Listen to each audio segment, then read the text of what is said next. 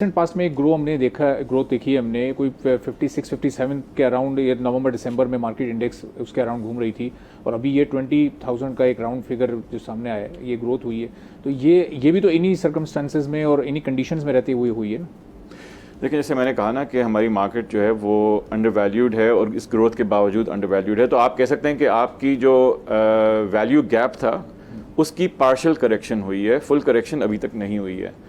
दूसरा ये, आप इसको एक हिस्टोरिक पर्सपेक्टिव में देखें तो अगर आप PSX की वेबसाइट पर जाएं तो आप देखेंगे कि वो बताते हैं कि जी 10 ईयर पीरियड में उनका डेटा जो है उनकी वेबसाइट पे वो 2011 से 2022 के फिगर्स देता है कि उस 10 ईयर पीरियड में जो KSE इंडेक्स है 100, उसने तकरीबन 12% ग्रोथ दी है।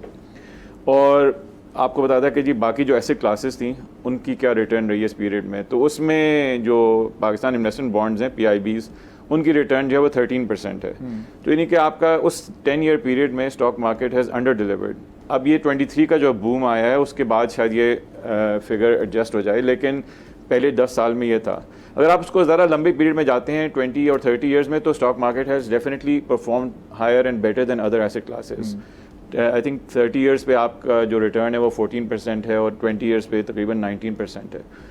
तो लेकिन ये कि जो रिटेल इन्वेस्टर्स होते हैं वो 20-30 ईयर्स का होराइजन नहीं देखते, उनके लिए आपको 3 to 5 ईयर्स, तो बेसिकली आपको एक स्टेबिलिटी और कंसिस्टेंसी दिखानी है। हमारी जो स्टॉक मार्केट है ये वाइल्ड स्विंग्स करती है। हमारे जिससे 50% की जो पॉजिटिव मूवमेंट है वो वेलकम है, लेकिन अगर आप उसको देखें तो ये एक साइन ऑफ इंस्टेबिलिटी है इटसेल्फ। सब्सक्राइब करें और बेल दबाएं ताकि कोई खबर रह न जाए।